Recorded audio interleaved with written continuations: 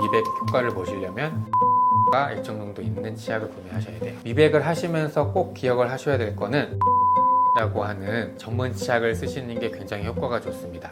미백을 하시고 나서는 음료를 마실 때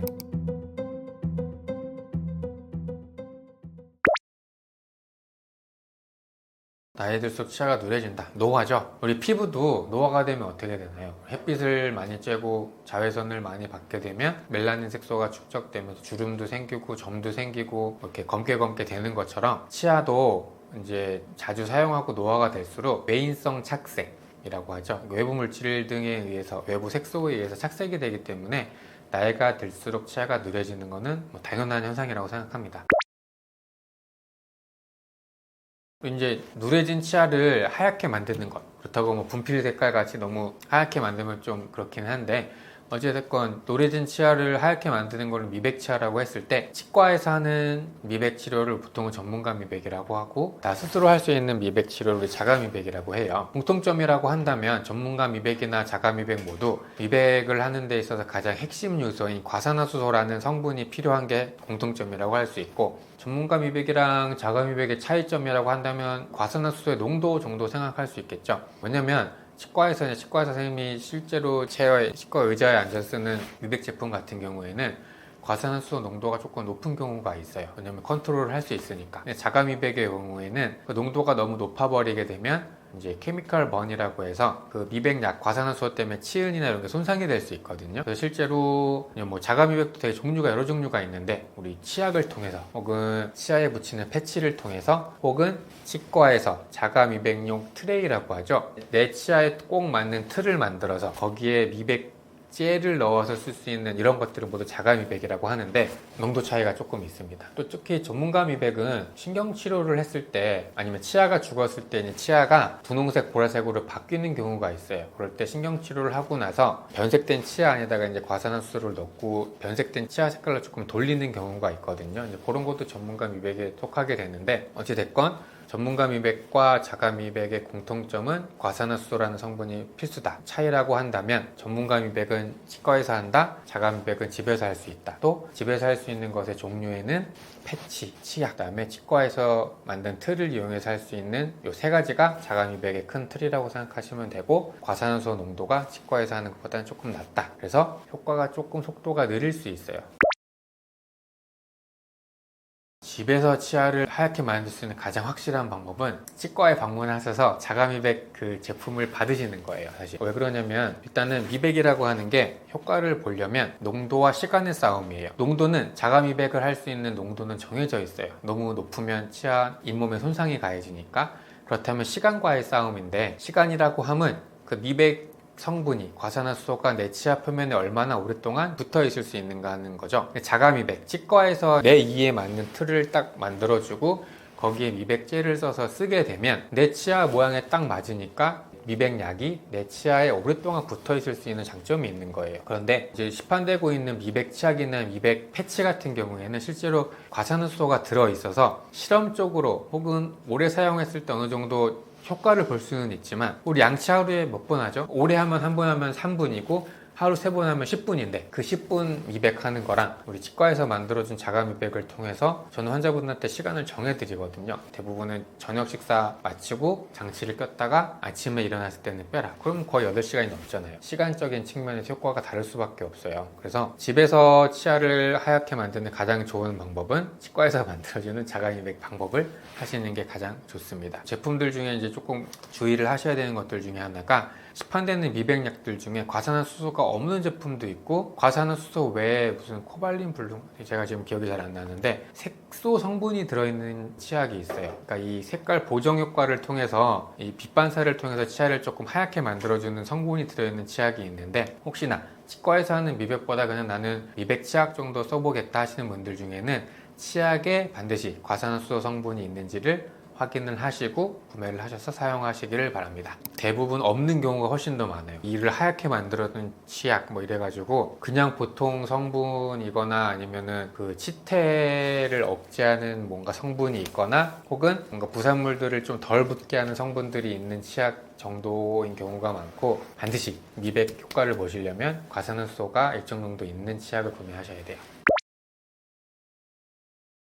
미백과 관련된 부작용 중에 가장 흔한 증상은 이 시림 증상이에요. 이 미백의 메커니즘이 과산화수소라는 성분이 치아 표면에 다공성을 만들고 그 다공성 구멍을 통해서 치아 안에 들어있던 외인성 이 착색 성분들이 빠져나오는 것을 우리가 메커니즘이라고 표현을 하는데, 그렇게 되면 치아에 이제 구멍이 조금 미세하게 뚫리다 보니 외부와의 교통이 이루어지게 되고 시림 증상이 실제로 생기게 돼요. 그래서 미백이 자가 미백이 됐든 어떤 미백이 됐든 전문가의 조언을 받으면서 하셔야 되는 게 중요한 이유가 됩니다. 그 과산화수소가 너무 고농도로 오랫동안 지속이 되게 되면 정말 시려워요. 그러니까 저도 미백을 한번 해봤는데 효과를 오래 보기 위해서 저는 정말 하루 종일 끼고 있어요. 밥까지 굶어가면서 학창시절에. 근데 그 시린 정도가 어떻게 다가오냐면 헉 할 정도로 찌릿하게 이제 시린 증상이 온단 말이죠. 그러면 내가 누군가의 조언을 받지 않고 미백 치료를 할 때는 뭔가 잘못됐나? 이때 어떻게 해야 되는지 이제 알 수가 없단 말이죠. 미백할 때 이런 시린 증상이 생기는 게 가장 흔한 부작용이고, 미백을 하시면서 꼭 기억을 하셔야 될 거는 제품 홍보는 아니고 우리 센소다인이라고 하는 시린니 전문 치약을 쓰시는 게 굉장히 효과가 좋습니다. 우리가 이가 시릴 때 추천되는 치약이 크게 두 가지로 나뉘어요. 하나는 시린매드, 하나는 센소다인. 시린매드는 치아를 코팅하는 성분이 있어서 치아에 마모가 심하신 분들 쓰면 효과가 좋고, 센소다인은 치약 성분 안에 칼륨 성분이 있어요. 우리 칼륨이 우리 신경 전도랑 관련돼서 우리 신경 전도가 잘 되지 않게 우리 신경세포를 과분극시키는 역할을 하거든요. 그래서 우리 치아의 과산화수소를 통해서 통통통통통 구멍을 만들었는데 시려워. 그러면 센소다인을 써서 칼륨이 치아 안으로 들어가서 신경 전도를 조금 억제를 해줘야 돼요. 그러면 시린 증상이 굉장히 좋아집니다. 그래서 미백과 관련된 가장 흔한 부작용은 이가 시린 증상이고, 조금 드물지만 종종 있을 수 있는 거는 치은 화상이에요. 미백약이 치아에만 딱 닿아서 오랫동안 유지가 돼야 되는데 약이 흘렀다든지 너무 고농도를 썼다든지 고농도의 약이 잇몸에 너무 오래 붙어 있는 경우에는 실제로 잇몸이 상해서 오시는 분들이 종종 있거든요. 그 정도 주의를 하시면 될 것 같고, 그래서 미백 등의 치과에서 하는 게 치료인지 미백을 시술이라고 해야 될지 사실 좀 참 애매하긴 하지만 전문가의 도움을 받으면서 하시기를 추천드립니다.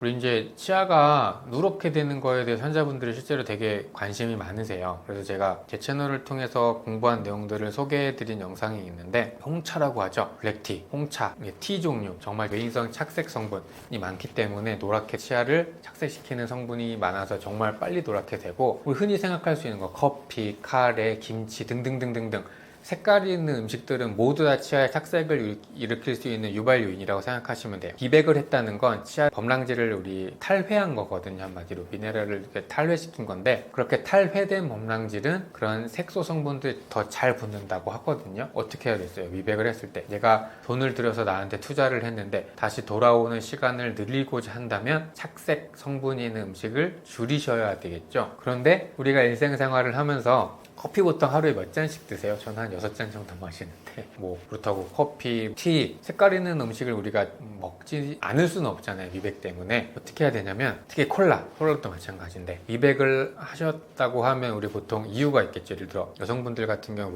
웨딩 촬영을 하셨거나 가족 사진을 찍는다거나 아니면 우리 모두가 면접 같은 걸 본다거나, 그럼 미백 충분히 할 수 있단 말이에요. 그러면 미백을 하시고 나서는 음료를 마실 때 빨대를 써보세요. 음료가 들어가서 우물우물 하듯이 치아에 붙어있는 거를 최대한 줄여주면 되거든요. 그렇다고 밥을 빨대로 먹을 수는 없으니까 음료 같은 걸 드실 때 빨대로 드시면 이 구강, 입안에 머무는 시간을 줄이고 바로 식도로 넘어가니까, 그렇게 되면 미백한 치아를 어느 정도 길게 유지할 수 있는 한 가지 방법이 되고, 미백하고 나서 그 미백이 유지되는 거는 환자분들마다 차이가 있기 때문에 여타부타 말씀드리긴 어렵지만 제 경우에는 한 1년 정도 갔던 것 같아요. 1년 넘게.